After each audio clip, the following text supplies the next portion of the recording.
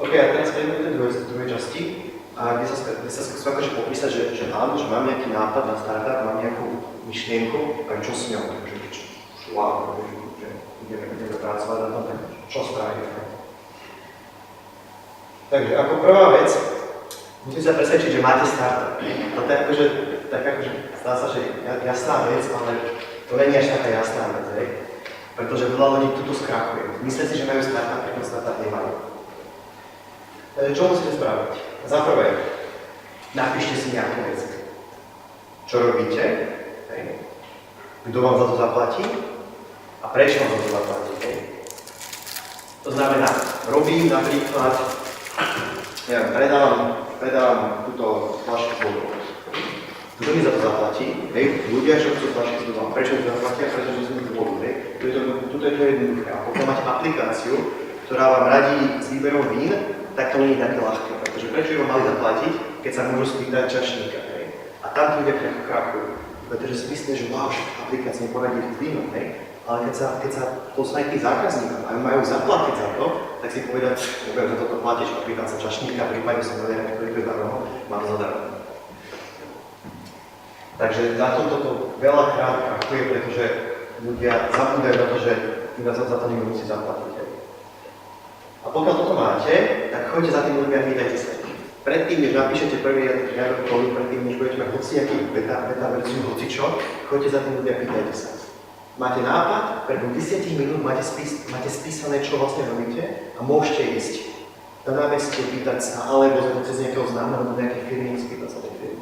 Nič vás to nestojí, žiadne riziko, neinvestovali ste nejaké korunu, hej, a máte to za hodinu veľa. A čo je výborné, skúste to predať. Hej. Napríklad Oracle, čo je veľká americká spoločnosť, ktorá predáva databázové systémy, tak tá predala licenci za $15 miliónov ešte predtým, než vôbec začala s vývojom. $15 miliónov. A veľa iných firm sa podarilo predať produkty, ktoré ešte neboli hotové. Hej. A ako to vôbec funguje? Funguje to asi tak, že prídete za firmou a hovoríte, OK, mám takýto produkt, toto vám to spraví, takúto akože pridanú hodnotu, to vám priniesie, ušetrí peniaze, zvýši predaje, čokoľvek. A budem to predávať za pol roka po 100 € na užívateľa. A ak to ty teraz kúpiš odo mňa teraz hneď, tak to za 10. A vlastne, ak ti to do pol roka nedám, tak ti vráti peniaze. A takýmto spôsobom ste schopní predať tie produkty ešte predtým, než vôbec začnete ani pracovať. A jakmile toto dokážete, tak bol idiot ten investor, ktorý by do vás neinvestoval. Pretože jakmile dokážete predať produkt ešte predtým, než začnete vyvíjať, tak to je super úspech. To sa nedokáže hocikto. A pokiaľ to dokážete, tak pre investora to je akože zlato. A ak sa to nepodarí predať, lebo nie je také jednoduché, hlavne v týchto končinách, ľudia sú skôr nedôverčiví. V Amerike to je skôr naopak, ľudia sú dôverčiví a nadšení novými technológiami, tak získajte aspoň feedback na ten produkt, či to vôbec má zmysel, či to je úplná blbosť, alebo či to prípadne nejak otočené, že nie je takto postavené, ale nejakým podobným spôsobom, či to bude mať zmysel.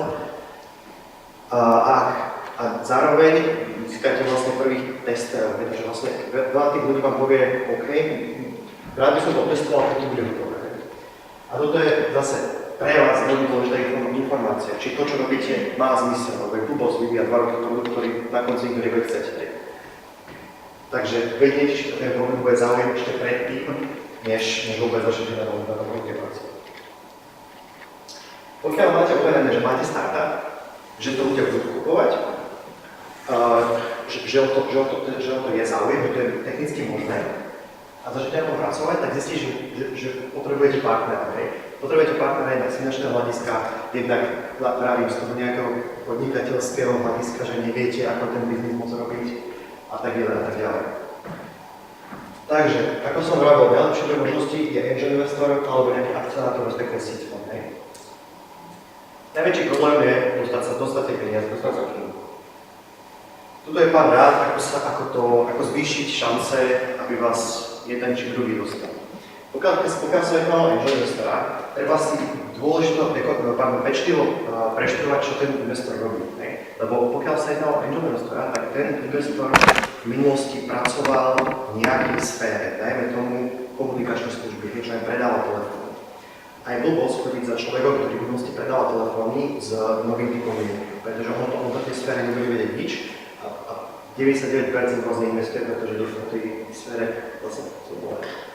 Takže preštudovať si, čo tam investor robí a vybrať si správneho, ktorý za A pomôže aj vám a za B pre to bude zaujímavé. Vybral som aké má projekty a vlastne prečo by ho mal zaujímať váš startup. Veľa tých investorov investuje kvôli tomu, že má nejakú firmu, nejaký rozhodnutý projekt a teraz váš startup sa dá jednoducho spojiť s týmto projektom a vygenerovať ešte väčší zisk. V tejto je najzaujímavejšie pre neho a vtedy do vás veľmi pravidelne investuje. Čo je horšie, dostať sa k nemu, hej? Dá sa k nemu dostať cez nejaké kontakty samozrejme, alebo cez akcie, na ktoré on pravidelne chodí. Ten investori chodí na všetky konferencie a smart meetupy a podobne. Takže v istom momente sa k nemu investori určite dá dostať, hej? Aj keď na pár sekúnd, ale dá. A čo je potom najdôležitejšie je volať, písať e-maily, dokým nebude súhlasiť, hej? Sú veľmi bežné príbehy, ako ľudia museli napísať cez 70, cez 80 e-mailov na danom investorovi, dokým si sa nezainvestoval a nakoniec tá investícia bola úspešná, hej? Takže to není vôbec ako, že im napíšete e-mail, on odpísal celý deň, písať dokola, furt a nakoniec získate buď jasné áno, alebo jasné nie. Ukážem vám akcelerátor. Ale treba zase preštudovať si, ako ten akcelerátor funguje, lebo niektoré akcelerátory sú špecifické pre nejakú danú sféru, napríklad pre sociálne projekty, alebo pre biomedicínu a tak ďalej. Treba si preštudovať, na čo sa pýtajú projektu, a keď tam prídete, tak máte nejakú predstavu, že čo vlastne sa mu budú pýtať, čo vlastne mám doniesť a tak ďalej. A ako som povedal, na akú svoju sa dá nejavuje. Podľa toho si vybrať akcelerátor, ktorý akože vám sedí a ktorý vlastne sa dojedná. Tak ľahké, hej, tam nemusíte tie akcelerátory naháňať a nič podobné, pretože akcelerátory sú otvorené a chcú investovať do dobrých projektov. Čo sa týka vás, tak treba byť pripravený. Treba umýšľať 3 kroky dopredu a byť pripravený na rôzne situácie, hej. Prvá otázka, ktorú sa vás investor spýta, tak je, že akú máte konkurenciu, hej. Dobre, máš takúto super aplikáciu, ale ja viem o 3 ďalších, ktorí tuto sú a používajú sa. Takže prvá vec, preštudná konkurencia a definovanie, čím sa líšite od konkurencie. Toto je tiež veľmi veľký problém pre startupy, pretože veľa z nich má super nápad a je tak unesený s tým nápadom, že zabudne sa vôbec pozrieť na internet a že v skutočnosti už existuje 5 projektov, ktorí toto dávno predávajú a to o nich nevedel, ale tak je zameraný na ten svoj nápad, že na to úplne zabudne a potom je zaujímavé. Že konkurencia je veľmi dôležitá. Ako som povedal, zákazníci alebo tie feedbacky sú dôležité. To LOI, to je taká špecifická vec, to sa volá, že letter of intent alebo interest a je to de facto nezáväzná zmluva. Požadujú to teda, keď to máte, tak investori sú veľmi radi, pretože čo to vôbec je, prídete za firmou a poviete, ja mám takýto produkt, je to fajn alebo je to blbosť. A on povie, chalani s firmy povedia, je to super, pokiaľ to bude za pol roka, za takéto peniaze ja to kúpim. A čo sa vy spýtate, OK, tu je papier, kde to, čo ste povedali, som napísal, podpíšete mi to? To je jasné, podpíšu to.